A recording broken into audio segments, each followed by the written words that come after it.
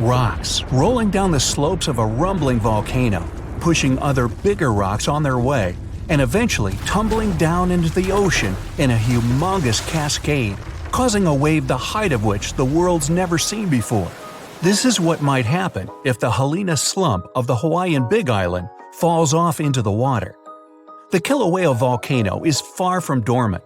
The latest eruption occurred in 2018. Its eruptions are usually accompanied by earthquakes of different magnitudes, and with each quake, the magma rocks on the slopes of the volcano shift down. These rock formations are called slumps, and the Helena slump is the most notorious of them all. In 1868, the shift of this slump caused a tidal wave rising as tall as 60 feet. But what's most troubling is that some 110,000 years ago, a landslide here led to one of the most powerful earthquakes ever, which in turn led to a mega tsunami of over 1,000 feet in height. Scientists are worried that such an event may repeat in the future. If that happens, the wave might engulf the whole of Hawaii and easily reach both North and South American coasts. Geologists are quick to reassure, though, that a landslide like this is unlikely to occur anytime soon. It's just too early for that. But when it finally does, the consequences will be catastrophic. Have a nice day! Yellowstone National Park in the western USA is world-famous for its dazzling views, and especially the colorful Grand Prismatic Spring at its very heart. But we should all stay aware that Yellowstone is, first and foremost, an enormous caldera, basically a slumbering supervolcano. The difference between a regular volcano, like Kilauea from earlier, and a supervolcano is that the latter is thousands of times more powerful. Imagine an eruption spewing tons of huge rock and rivers of hot lava, pumping out clouds of ash that make countries stop air travel for weeks. And now multiply all of this by 1,000. This is what a Yellowstone eruption would look like. At first, a huge area in the middle of the national park would shake, crumble, and then blast upwards in a megaton explosion. Lava flows and magma rocks would cover the area of about 40 square miles, roughly half of Washington, D.C.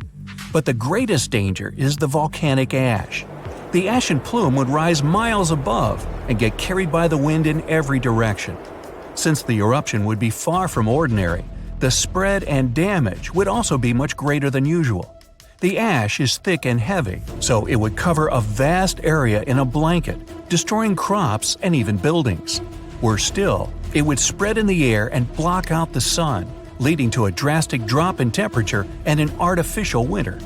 Even regular volcanoes can lower temperatures worldwide by a few degrees.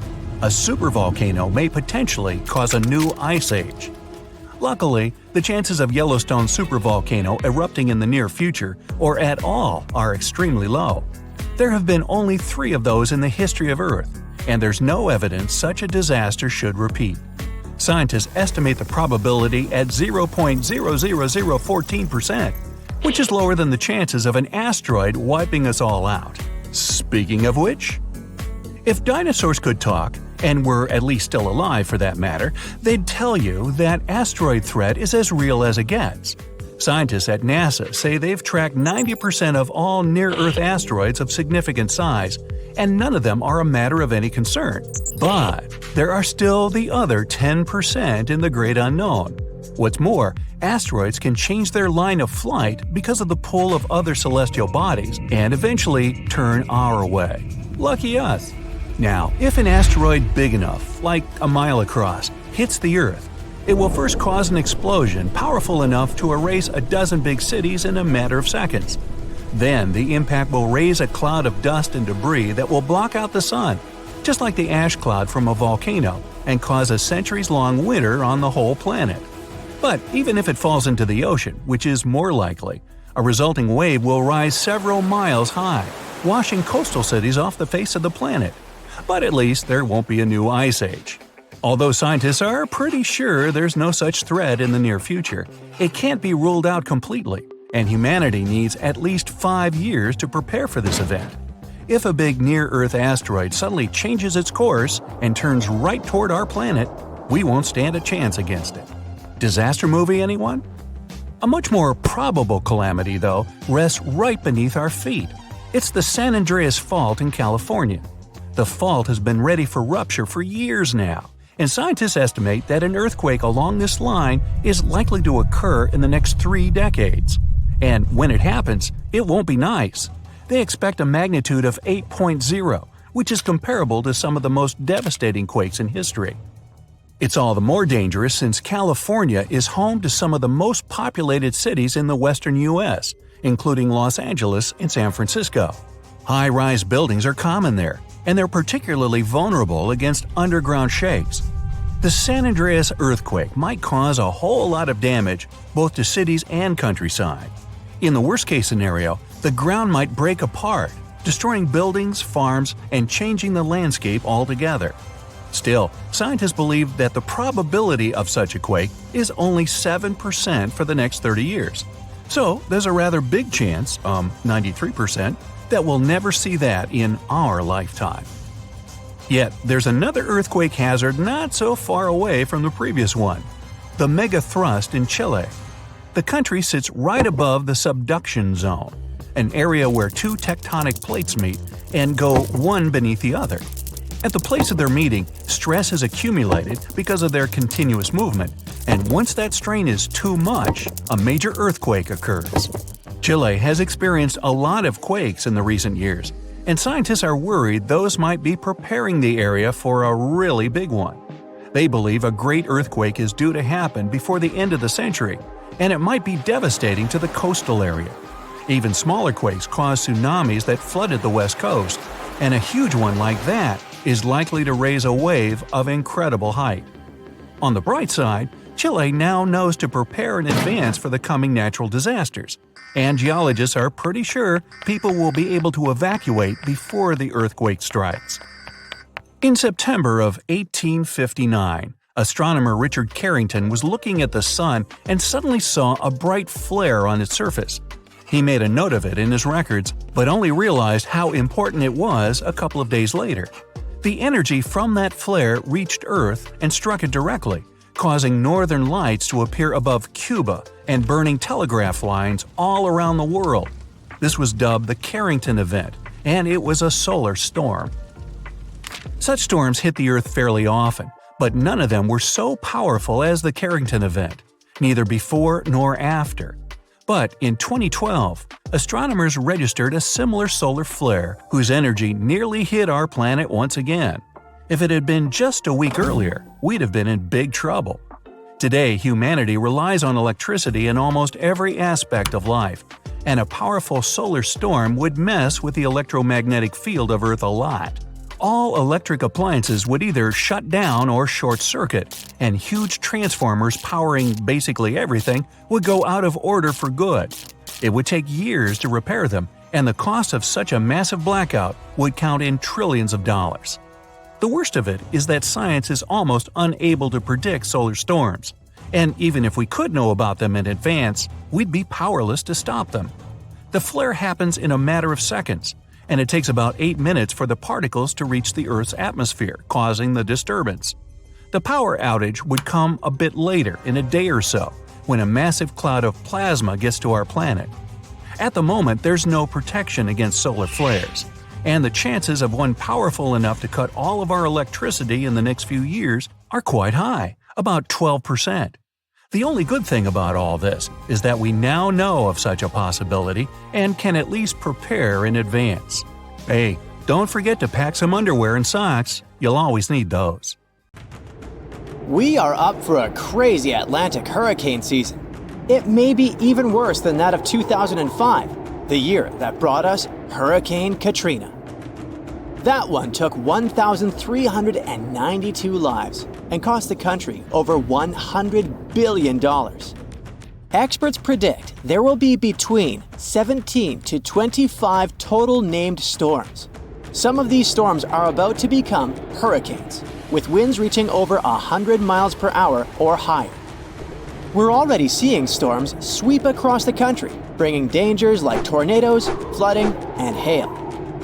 You gotta thank the El Niño Southern Oscillation, or ENSO, for this. This complicated term has to do with El Niño and La Niña, the two giant forces that basically shape our world. Normally, winds in the Pacific Ocean blow west along the equator, moving warm water from South America towards Asia. This warm water is replaced by cold water rising from the depths of the Pacific. But during El Niño and La Niña, this usual pattern is messed up.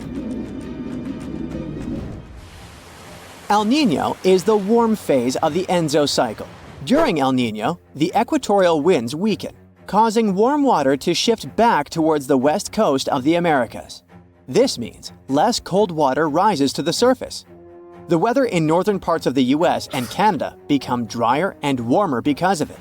But there are wetter conditions in southern states. In the Atlantic, El Niño weakens hurricane seasons, and it ramps up hurricane activity in the central and eastern Pacific.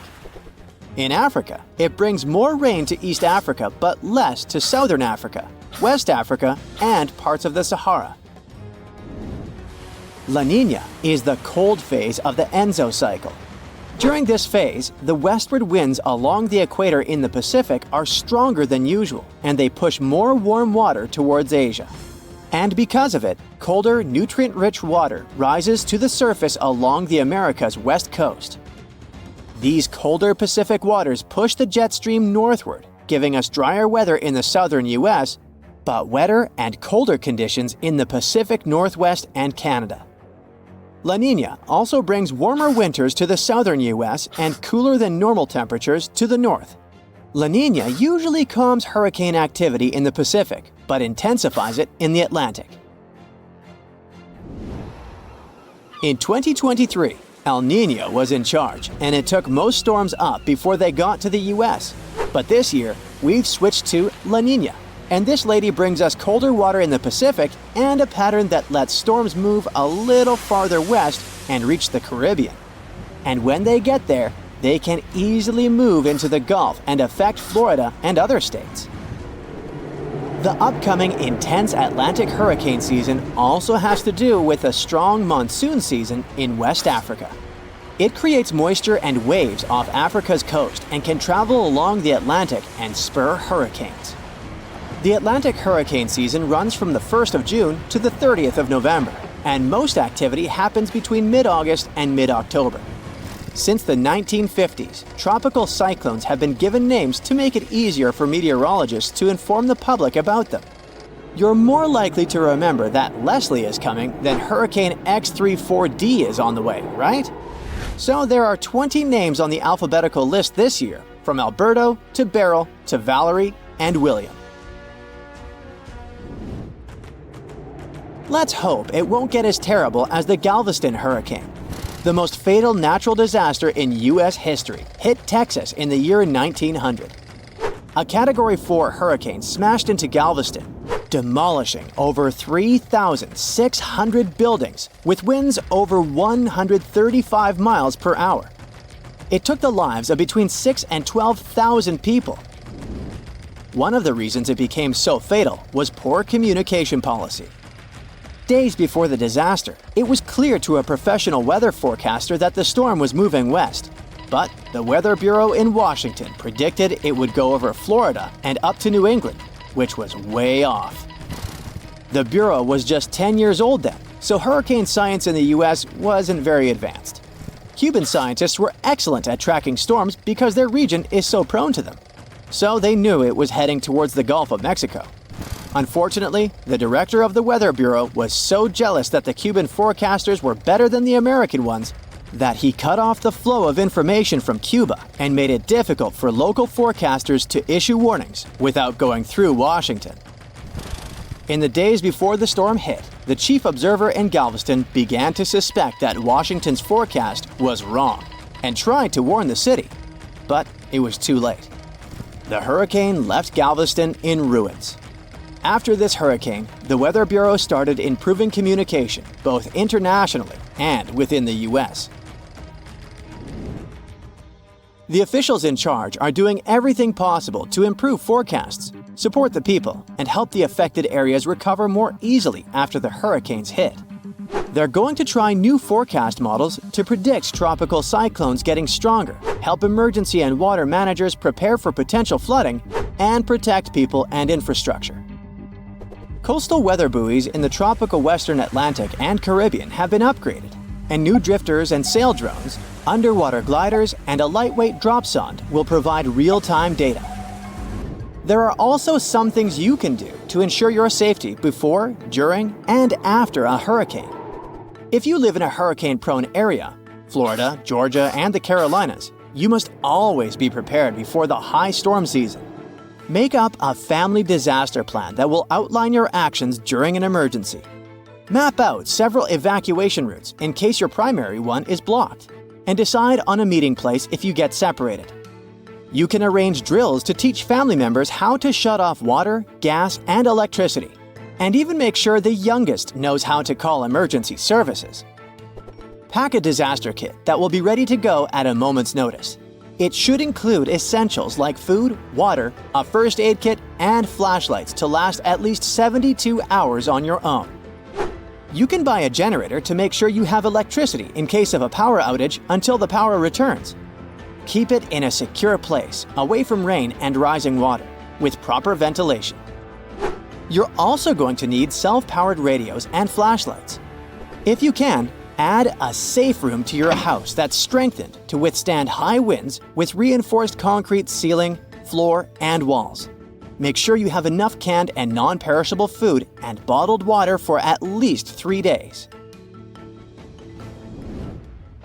When the storm is about to hit, head north to get away from it, where it will be much weaker by the time it gets there. It's much safer to keep your family and pets together away from the storm than trying to ride it out at home. Try to go in one car if possible. Always follow local evacuation orders, especially if you're in a mobile home. Fill up your gas tank and give yourself plenty of time to get out. Never leave your pets behind. Debris, floodwaters, or flying objects can be dangerous for them. If you're staying put during a storm, you need a safe spot for you, your family, and your pets. This place shouldn't have any windows or skylights. If you're hiding at home, close all interior doors and secure the exterior ones. Quickly find an interior room with strong walls and no windows, like a bathroom or a closet. If your home isn't safe, look for a community shelter. Get to your shelter at least 2 hours before the storm hits so it doesn't catch you outside. Bring a battery-powered radio with extra batteries for updates every 15 to 30 minutes. Never leave your shelter even if it seems calm, as conditions can get worse quickly, especially if you're in the eye of the storm. For extra protection, lie on the floor under something sturdy like a table. Don't use electric appliances, phones, or showers during the storm. Don't leave your shelter until you get the official all clear from the authorities. Be careful. There will be many hazards outside. A magnitude 15 earthquake has the potential to completely destroy our planet and evaporate all the water in a matter of seconds, leaving Earth uninhabitable. Over 500,000 earthquakes happen annually, but none have a magnitude of 15. 90% of quakes occur in the terrifying Ring of Fire zone located around the Pacific Ocean. The ground there is like jello. It shakes almost constantly. The most powerful earthquake to have ever struck Earth had a magnitude of 9.5. That much power can lengthen or shorten the day. But there's probably an earthquake in the confines of your own home now caused by a speck of dust landing on a table. But it has a power of negative 15 magnitudes. Earthquakes happen when tectonic plates move. They're like Lego pieces that are not properly secured, and when they move up, down, or hit one another, the ground also moves, triggering earthquakes. This tectonic energy acts like a battery. It stores energy for a long time, up to 500 years. When this stored energy is released in a sudden burst, the consequences are horrifying. Even the strongest structures submit to this relentless force that leaves a trail of destruction in its path. In some instances, earthquakes can even trigger tsunamis, amplifying the chaos. Such a crazy amount of power can split the ground open and cause severe damage. The strength of an earthquake is measured by the Richter scale, but now it's being replaced by the moment magnitude scale. When there's an earthquake, we hear about how strong it is. It's usually from 1 to 10. Luckily, we haven't had a Richter scale earthquake yet. The most powerful earthquake to have ever happened in modern history occurred in Chile in the 60s. It was around 9.5 on the Richter scale, and it altered Earth's rotation and messed up the length of the day by around 2 milliseconds. It also triggered a massive tsunami and affected a vast area of 155,000 square miles. The Richter scale doesn't actually have a limit. Still, anything above 25 doesn't need measuring, because if that ever happened, we would simply turn into dust, and nobody would care to measure this disaster. As we said, the strongest earthquake had a magnitude of 9.5. If this magnitude had been just 0.5 stronger, it would have created a ruptured line 2,174 miles long. That is almost 7 times the size of Wyoming. A magnitude 11 earthquake would create a crack halfway around the world. Massive tsunamis would hit coastal areas, destroying everything, and Earth would get into a massive environmental crisis. If you love hiking, you would have new mountains to explore, created by the terrifying earthquake. Even the temperature would increase because of volcanic eruptions and the resulting greenhouse gases. It would turn our planet into a hot oven. The safest places would be far away from any buildings, seas, oceans, and mountains where there would be a low chance of a landslide. Countries unprepared for earthquakes would be totally destroyed, and cities would turn into piles of rubble and dust. Going up on the Richter scale would only make things worse. But don't worry, an earthquake of that power is impossible. Earth's crust doesn't have enough energy to produce such earthquakes. But there is something that has much more power and can produce mega earthquakes. Asteroids are powerful enough to destroy our planet, as we all know from the dinosaur era. That asteroid was around 6 miles long, and it caused massive damage to the planet. It triggered earthquakes that shook the ground constantly for months. These terrifying quakes were about 50,000 times stronger than the Chile earthquake. They also triggered a tsunami that was 30,000 times more powerful than the Indian Ocean tsunami. And the latter was one of the most devastating tsunamis to have ever struck Earth. The earthquakes caused by the asteroid had a magnitude of 11, making it the most powerful and scariest natural disaster ever. And let's hope it stays that way. The Indian Ocean tsunami affected only certain areas of the world. Meanwhile, the asteroid tsunami affected every part of the world and had 33-foot-tall waves. Even if you had traveled to the most remote place on Earth, you wouldn't have been able to hide from this Grim Reaper. A 15-magnitude earthquake wouldn't be 15% stronger than the Chile earthquake. The scale doesn't work like that. It would be around 100 million times more powerful than a 9.5 magnitude quake. It could make all the water on Earth evaporate, leaving us devastated and without any H2O to survive. All ecosystems would collapse, all food chains would be broken, and only some super strong bacteria would probably survive the impossible. That is only a fraction of the frightening things that could happen. The ocean is like the AC for our planet. Without it, Earth would be super hot. The ocean also serves as a shield from the sun's powerful rays. It acts as a heat absorber and cools Earth. Scientists think that the most dangerous thing would be the inability of Earth's crust to survive the violent shakes of the 15-magnitude earthquake. If our planet miraculously survived and didn't turn into dust, there would be massive openings in its crust. The ground would become gelatinous. It would randomly move up, down, left, and right, and no building would survive that. Our civilization would be brought back to the Stonehenge era. Tectonic movements like this are devastating. A similar thing happened in Japan when tectonic plates moved 165 feet from each other and then snapped back together, creating a 9-magnitude earthquake. No place on Earth is immune to this bone-chilling natural phenomenon. Still, certain places have higher chances of being destroyed than others, like the Ring of Fire, where 90% of earthquakes happen. This is a place where earthquakes are almost everyday occurrences. The Ring of Fire is located in the Pacific Ocean. It forms a ring around the continents that surround the Pacific.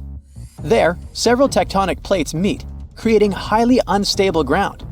To make the problem much more terrifying, 75% of active volcanoes are located in this area. 90% of dormant volcanoes are also there, making this place extremely dangerous.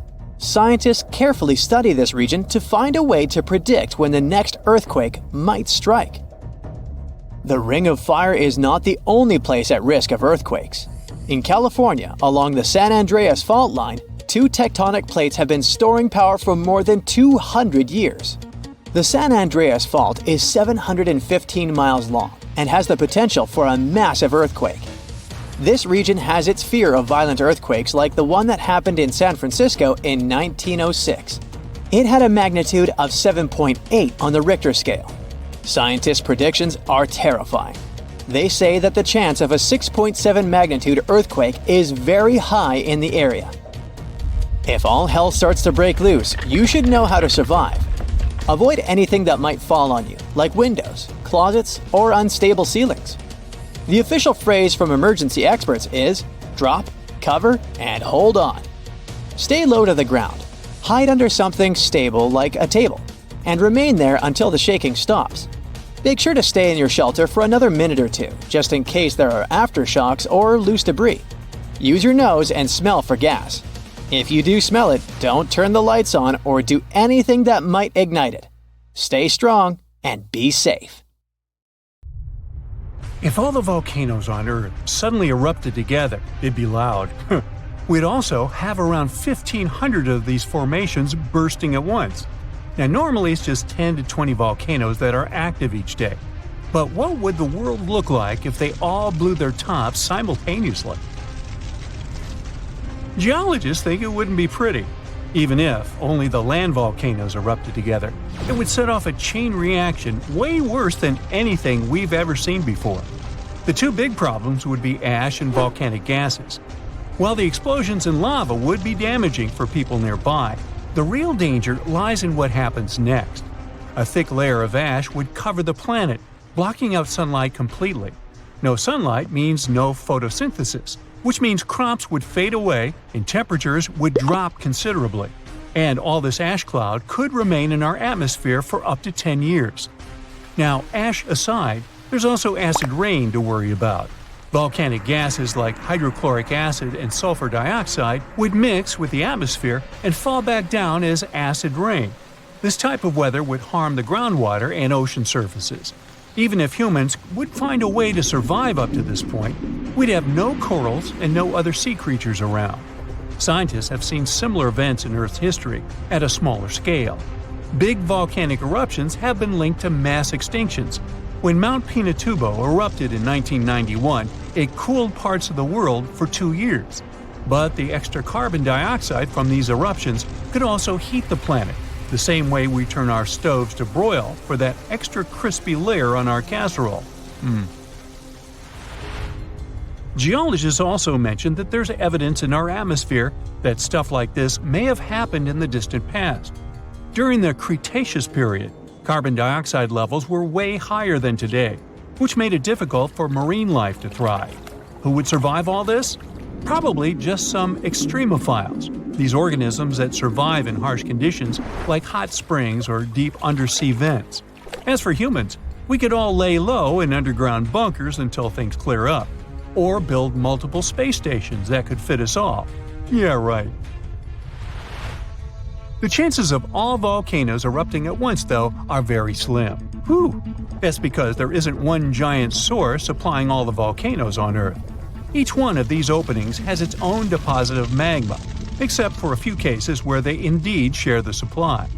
For example, in 1912, Nova Rupta in Alaska erupted alongside another volcano sharing magma. Scientists have also found evidence of magma hiding under volcanic areas, like under the Taupau volcanic zone in New Zealand. This magma can spread out horizontally for long distances, but is still just a local feature. Even if we consider all the magma under Taupau as one system, it's not connected to other volcanic areas like Indonesia or the Philippines. Because the great majority are isolated, volcanoes can't sync up to erupt at once. The magma comes from different processes like mantle decompression or adding water to the mantle through subduction. There's no way to make all these different volcanoes erupt together because of how tectonics work. Now, that doesn't mean we won't see interesting volcano activity in the future. Take an underwater area near British Columbia, where recently about 200 small earthquakes per hour have been noted. Deep beneath the Pacific Ocean floor, off the coast of Vancouver Island, magma is set to erupt, heating the water so much that it'll bubble like soda. However, this event will likely go unnoticed by anyone other than scientists. The anticipated eruption will most likely happen around 3 miles below the ocean surface. Scientists explain that the earthquakes range from negative to 4.1 magnitude, meaning only those nearby would feel any tremors. This unusual activity gives us a rare opportunity to study how the Earth's crust forms. The magma beneath the ocean floor is estimated to be almost 1,500 degrees Fahrenheit, but will cool rapidly upon eruption and contact with water. This runny rock will solidify upon contact with the seafloor, turning black quickly. This event will be useful for biologists too, who will have the opportunity to study the marine animals' response to any changes, like run! Antarctica, often seen as a vast icy continent, also holds a volcanic surprise beneath its frozen surface. Researchers have identified over 130 under the western ice sheet alone, making it the largest volcanic region on Earth. Most of these volcanoes, about 90, were only recently discovered in 2017. But could any of these Antarctic volcanoes actually erupt? Well, it depends on which volcano we're talking about. While these formations are relatively young in geologic terms, it's hard for scientists to tell if they're still active or not. There are only 2 confirmed active volcanoes in Antarctica, Deception Island and Mount Erebus. The latter, standing tall as the highest peak on the continent, has been continuously erupting since at least 1972. It's known for emitting gas and steam, and sometimes even throwing out rocks in what are called strombolian eruptions. One of its most notable features is a persistent lava lake in its crater, a rare phenomenon due to specific conditions needed to keep the surface molten. For instance, it's fueled by a steady supply of magma from deep within the Earth's mantle. This continuous inflow of molten rock provides the material for the lava lake to exist. It also features low ambient temperatures. Despite its location in Antarctica, Erebus has relatively mild temperatures in its summit region because of the heat generated by the volcanic activity. This allows the lava lake to remain liquid rather than freezing over. Deception Island, another active volcano, last erupted in the 70s. While it's currently not showing signs of imminent eruption, it's being monitored closely for any concerning activity. Apart from these 2 being confirmed to be active, Antarctica is dotted with fumaroles, openings in the Earth's crust that release gases and vapors. Sometimes these fumaroles can create icy towers reaching heights of 10 feet. What we should focus on is maybe supervolcanoes. They're this type that has the potential to produce the most massive and destructive eruptions.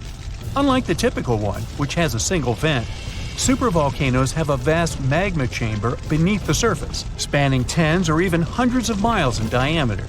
Their eruptions can have catastrophic effects on the surrounding area and even impact global climate patterns because of the amounts of ash and gases they spill out into the atmosphere.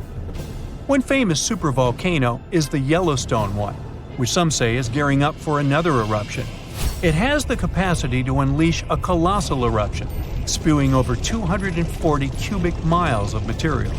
As much as we'd like to predict its behavior, volcanoes don't stick to a calendar.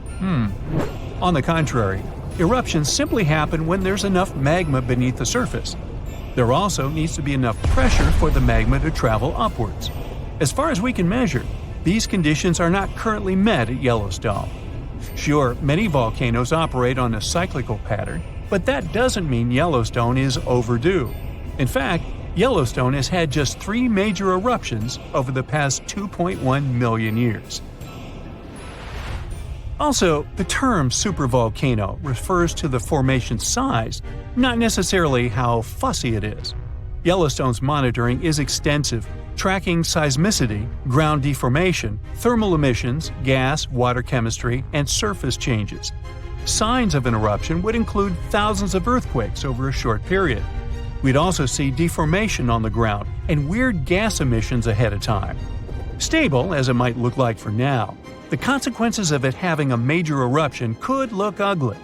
Ash dispersion could blanket a 500-mile radius, potentially disrupting Midwest agriculture and clogging waterways. Ash and gas emissions into the stratosphere could induce global climatic effects, making our planet colder for several years. And yes, we've seen some research that it shows there's more liquid molten rock under the Yellowstone volcano than scientists believe. But that doesn't translate to imminent danger. When we think of active volcanoes, one region comes to mind: the Ring of Fire in the Pacific Ocean. 3/4 of Earth's volcanoes sit within this belt. Compare the area to Australia, which doesn't have any volcanic activity. The old continent of Europe is also calm, or at least we like to think so. Can you guess what the most active volcano in Europe is? If you thought of Mount Etna on the island of Sicily in Italy, you were right. The volcano has erupted about 200 times and has been far from sleeping in recent decades. The last time this happened was in August 2023. The highest mountain in the Mediterranean is 500 million years old. But in Iceland, there is a much younger volcano. It sprang into action on the 10th of July 2023. In the afternoon, 3 fissures appeared in the ground on a peninsula in the southwest of the island. This was at a base of a small mountain peak. Its name means Little Ram in the local language. The volcano spewed molten lava high into the air.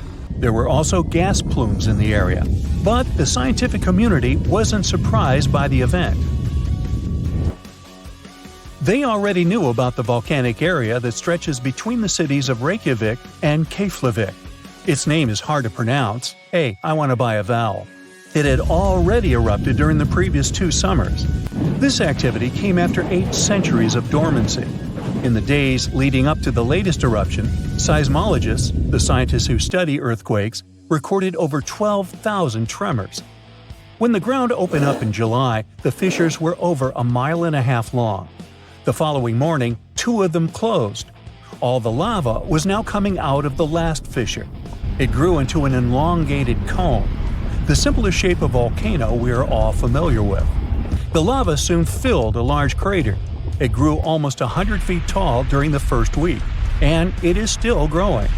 On the night when the eruption started, lava spread out in all directions. Its cinders set ablaze the dry moss in the vicinity. Local authorities closed off the surrounding area. There were toxic gases from the volcanoes and smoke from the burning moss. Firefighters flocked to the area. After a week, they proclaimed the area safe. Visitors soon came to witness the birth of Europe's youngest volcano. This form of tourism is quite developed in Iceland. People come from all over the world to watch active volcanoes. The land of fire and ice is home to more than 130 volcanoes. Some 30 of them are active. Now, I know what you're thinking right now. Is volcano tourism safe? In Iceland, it is. The country's authorities research and constantly monitor all of the hotspots. The island is dotted with several dozen seismic stations. These help researchers accurately predict future eruptions, and emergency services are accustomed to these sorts of events. They can quickly cordon off danger zones. This is what happened in 2010. A volcano in the south of the island, the name of which everyone struggled to pronounce, erupted. It spewed out a plume of steam and ash that was 7 miles high. This wasn't a fun time to be an air traveler. Winds carried the enormous plume southeast toward northern Europe. Many countries closed their airspace for several days for safety reasons.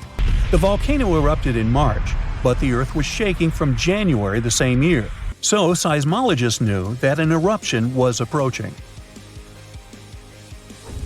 When it comes to the continent's youngest volcano, the tourist infrastructure is already there. Visitors can leave their cars at a designated parking lot. Then they go on a 5-hour-long trek. This leads to a viewing deck. Tourists are so close to the epicenter that they can feel the heat haze from the crater. The sight is the most impressive at nighttime. Safety is never a concern. Scientists regularly chart out hazard maps that outline the borders of lava fields. This way, visitors who stick by the rules are never in harm's way. More than a week after the eruption started, a section of the crater collapsed. Lava flowed downhill west of the volcano.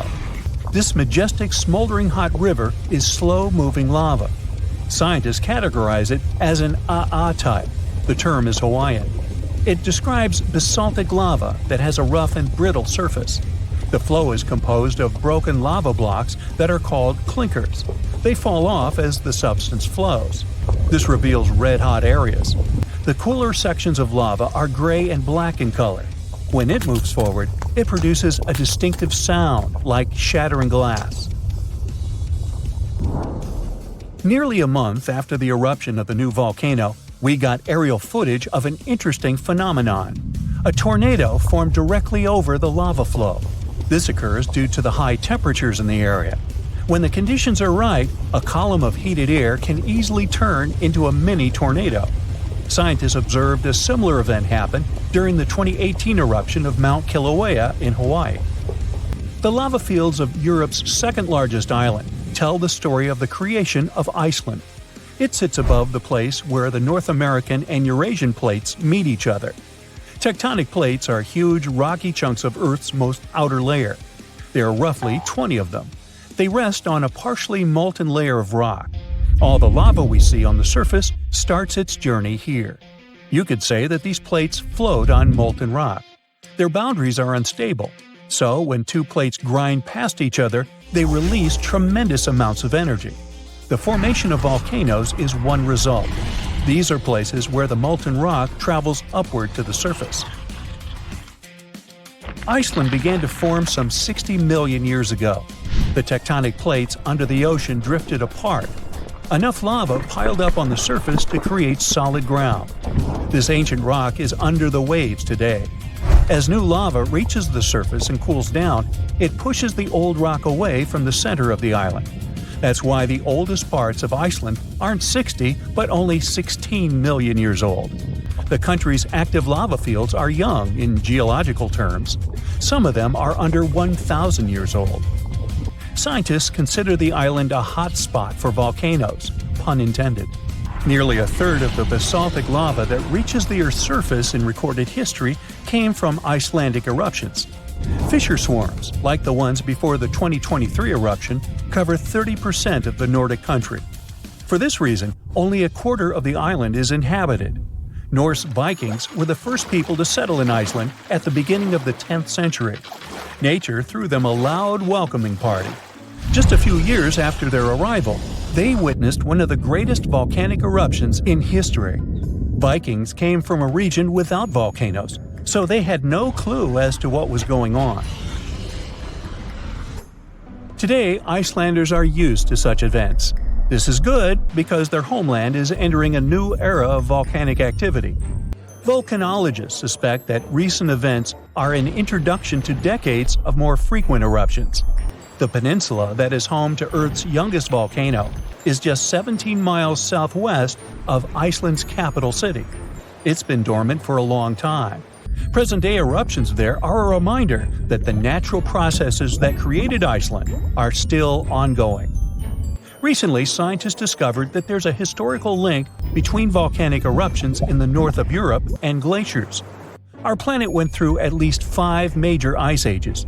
These were exceptionally lengthy periods when the average temperature on Earth dropped. The result was the expansion of ice sheets across northern Europe and North America.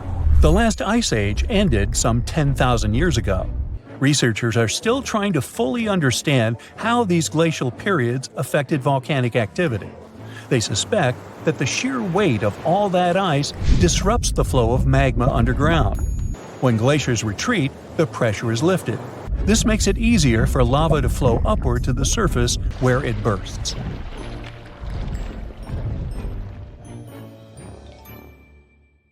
The largest volcanic region on Earth is not in Africa or Japan, but under the ice of Antarctica. Scientists found 138 volcanoes in its western part, and if they decide to go wild, you'll surely notice it. They could melt huge amounts of ice that will move into the ocean, raise its level, and make our planet uninhabitable for humans. But before you pack your things to fly away to another planet, hear me out. Only 2 of the Antarctic volcanoes are officially classified as active now. And it would take a whole series of eruptions, decade after decade, to seriously impact the whole world. Mount Erebus, one of the 2 Antarctic volcanoes currently in action, proudly bears the title of the world's southernmost active one. It has been continuously erupting since at least 1972. It emits plumes of gas and steam and sometimes even spews out rocks, and scientists call it Strombolian eruptions. One of the coolest features is a lava lake in one of its summit craters, with molten material on the surface. Such lakes are rather rare because they need certain conditions to make sure the surface never freezes over.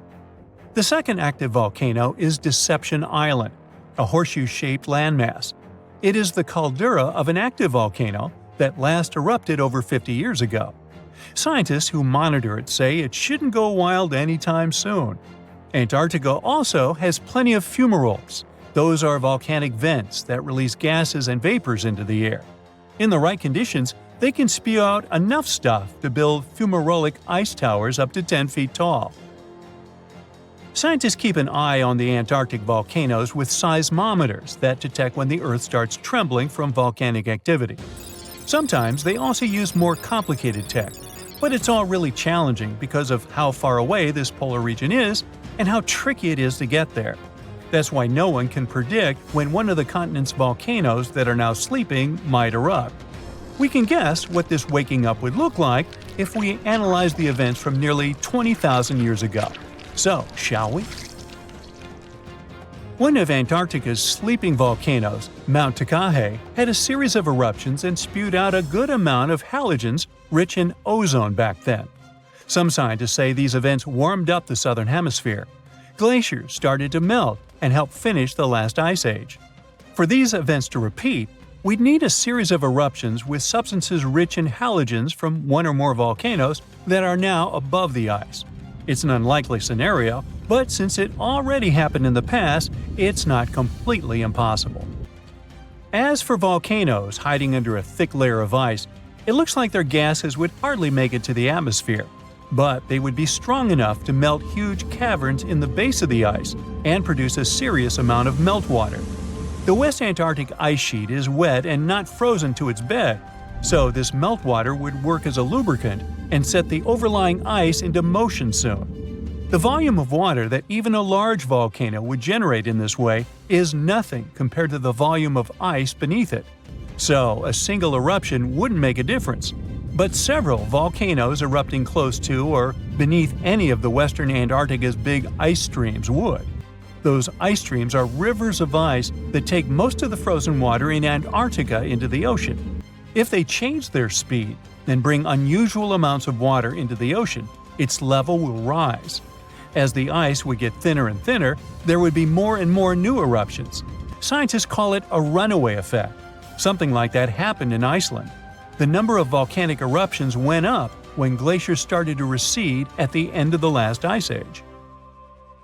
So, it looks like, for massive changes, several powerful volcanoes above the ice with gases full of halogens need to get active within a few decades of each other and stay strong over many tens to hundreds of years. Antarctica stores around 80% of all the fresh water in the world, and if they melted all of it, global sea levels would rise by almost 200 feet. And then we'd have to look for a new planet to live on. But this again is an unlikely scenario. It's more likely that the eruptions under the ice will lubricate ice streams and seep water into the ocean, but it wouldn't be the end of the world. A super strong, super angry supervolcano could do it though, and it has already happened in the past. Over 200 million years ago, the world went through a major makeover with not one, not two, but 4 massive volcanic eruptions in huge pulses. The supervolcano called Hamp had been erupting over and over for 600,000 years. It all happened in Wrangell, a large chunk of land that used to be a supermassive volcano stretching across what's now British Columbia and Alaska. And it wasn't the lava or the volcanic ash that ruined the environment. The eruption made carbon levels skyrocket. The planet would never be the same again. This volcanic activity might have helped dinosaurs grow from cat-sized critters into giants we saw in Jurassic Park. It kicked off a 2-million-year rainy season. It made the whole world hot and humid, and the dinos just loved it. Researchers dug deep into sediment layers beneath an ancient lake in Asia to uncover these secrets. They found traces of volcanic ash and mercury, clear signs of those epic eruptions. There were carbon signatures showing huge spikes in carbon dioxide levels. It made the atmosphere toasty, and the rain poured down. So the bad news is, another eruption like this could happen. The supervolcano beneath Yellowstone National Park has been sleeping for nearly 70,000 years. But if it wakes up, it would be many times more catastrophic than the eruption of Mount St. Helens in 1980. It's considered the most disastrous volcanic eruption in U.S. history. It followed 2 months of earthquakes and injection of magma below the volcano that weakened and destroyed the entire north face of the mountain. The eruption column went 80,000 feet into the atmosphere and spread ash over 11 U.S. states and several Canadian provinces. The last Yellowstone eruption was 1,000 times greater than that. The ground above Yellowstone sits on a hot spot made of molten and semi-molten rock called magma. This magma stuff flows into a chamber beneath the park, about 4 to 6 miles down, making the ground puff up like a balloon. But then, as it cools down, the ground goes back to its usual state. Volcano watchers have been keeping an eye on this for a century. They noticed the ground lift up about 10 inches around 20 years ago, but since 2010, it's been going back down. The experts say we have no big eruptions on the horizon, so doomsday isn't coming anytime soon. But there's some underground activity going on lately which keeps us interested. Since humans haven't been around to witness every little thing Yellowstone does, it's kind of tough to say for sure what's brewing down there. Yellowstone has had some epic eruptions within the last couple million years. They happen like clockwork, with gaps of 600,000 to 800,000 years between them. The last big one was around 640,000 years ago, and it basically reshaped the entire landscape, spreading ash and debris as far as Louisiana. You can still see the aftermath of the last big eruption in the Yellowstone caldera today. Experts say a massive eruption like the last one is an unlikely scenario. We're more likely to see eruptions of steam and hot water or lava flows. When and with what force it will wake up remains a mystery to scientists. Whoa! Earth's surface is shaking. Long cracks split the ground open. Lava rivers are rapidly flowing down the slopes. Deafening noise is filling the air. Rocks and other debris are flying high up. Clouds of volcanic gas and ash cover the sky. Now, this is not a plot of a blockbuster disaster movie. It's what happens when supervolcanoes decide to erupt. But this is likely not the scenario that will take place when the world's largest volcano, Mauna Loa, decides to finish its long nap. In 2021, scientists were sure it would happen soon, but so far, nothing. The volcano's seismicity keeps increasing and then going back to normal, but you never know when this giant will finally come back to life. That's why experts have been monitoring geological activity on Hawaii's largest island for quite some time. The Big Island of Hawaii is made up of 5 volcanoes, including the most active on the planet, Kilauea, and the largest, Mauna Loa. This gigantic thing makes up almost half the landmass of the island. And what lava Kilauea emits in one day, Mauna Loa could spew out within 20 minutes. That's what it did in 1984. While Mauna Loa's smaller sibling has been throwing tantrums for a while, the giant has been slumbering ever since its last eruption. But very recently, the Hawaii Volcano Observatory has recorded more than 200 mini-earthquakes below Mauna Loa. It likely means an increased flow of magma down there. Good morning! The volcano might be waking up. Or not. If Mauna Loa did suddenly erupt, lava flows could reach the ocean and the most populated and touristy places, like Captain Cook, very quickly, in a matter of hours. In 1984, the last time the volcano erupted, lava got as far as the outskirts of Hilo on the other side of the island. That's where a campus of the University of Hawaii is found. Luckily, people had a few weeks' warning to get ready for the disaster. These days, locals have special go bags ready with the most important stuff, including documents and money. Such precautions can come in handy in case of an emergency evacuation. Even though most Mauna Loa eruptions have so far only affected the summit area, several of them sent lava all the way down to the ocean, and you never know how powerful the next eruption will be. Now, what is the highest mountain on Earth? Mount Everest, you say? Well, it depends.